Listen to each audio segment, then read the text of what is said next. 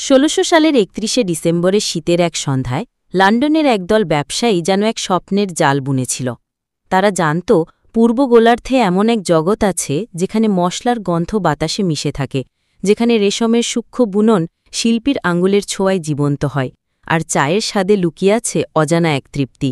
এই স্বপ্নকে বাস্তবে রূপ দিতেই তারা রানী প্রথম এলিজাবেথের কাছে একটি আবেদন নিয়ে হাজির হলেন। তাদের সেই আবেদনের ফলস্বরূপ রানী একটি রাজকীয় সনদ বা চার্টার জারি করলেন। এই সনদের মাধ্যমে জন্ম নিল the governor and company of merchants of London trading into the east Indies, ইতিহাসে যা ব্রিটিশ ইস্ট ইন্ডিয়া কোম্পানি নামে পরিচিত হয়। এই নামটি যদিও বেশ লম্বা, এর উদ্দেশ্য ছিল খুবই পরিষ্কার: পূর্বের দেশগুলির সাথে একচেটিয়া বাণিজ্য করা। সেদিন এই কোম্পানি শুধু একটি বাণিজ্যিক প্রতিষ্ঠান ছিল না, বরং ছিল একটি সাহসী যাত্রার প্রথম পদক্ষেপ। তারা জানত না যে তাদের এই যাত্রা কেবল মশলা, রেশম আর চায়ের বাণিজ্যে সীমাবদ্ধ থাকবে না, বরং তা প্রায় ২৫০ বছর ধরে একটি মহাদেশের ইতিহাসকে নতুন করে লিখবে।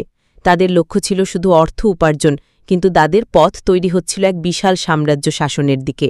এই গল্পের শুরুটা ছিল তাই নতুন সম্ভাবনার খোঁজে একদল ব্যবসায়ীর স্বপ্ন পূরণের